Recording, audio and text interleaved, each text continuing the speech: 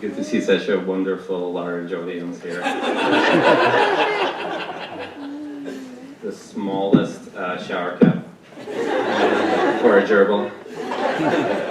So I'm not even going to pretend to try to memorize any of my jokes, so that was the only off-the-cuff thing you're going to hear today.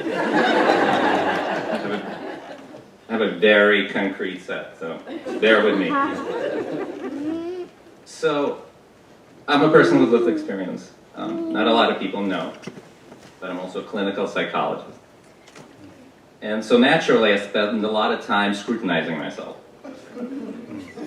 My inner dialogue may sound something like, how does that make you feel, Dr. Malinovsky? I don't know, Dr. Malinovsky. How does that make you feel? I was born in a former USSR. You know that Beatles song, Back in the USSR? Don't you know how lucky you are, boy? Those are actually the lyrics to the Soviet national anthem, by the way. It's true. So, growing up there, I was always wondering what made me so lucky,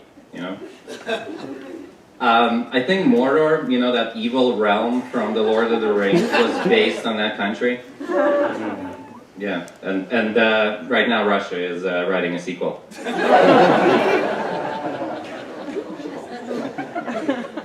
In the USSR, when it came to mental health, everybody had to be very stoic, okay? You have to have your tooth pulled, kid. No anesthetic. Take this bottle of vodka. That's 10-year-old me 30 minutes later. Can I have another tooth drill? We spoke in accented English in back in the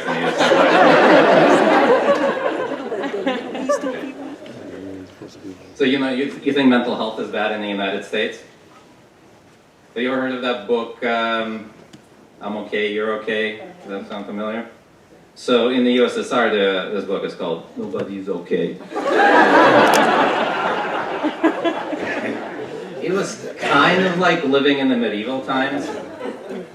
If you were depressed, the go-to treatment was to put your face into a bucket of leeches. The idea was not very client-centered, but it worked for some. In the 70s and 80s, which is when I was growing up there, the late 70s, mental institutions were reserved for people who didn't agree with the party agenda. So in my days, instead of Gulag, they send you to group therapy. And, just in general, mental health was very different in the USSR. It's a really bad sign when you have to call your psychiatrist comrade. And they, in turn, refer to psychotherapy as re-education. ECT, have you guys heard of that? The idea of ECT was hooking you up to a Soviet sedan battery. My grandfather used to work at an automotive plant, so we always drove the best cars. Our Lada could support 4 ECT streams at once.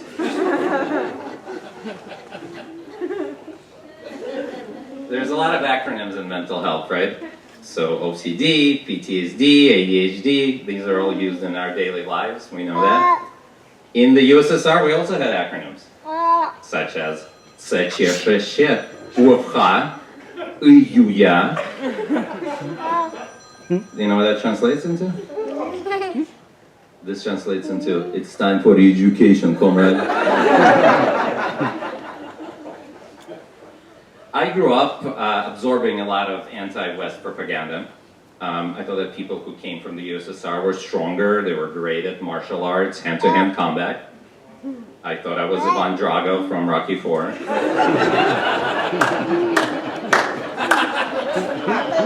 I will break you like I broke your friend.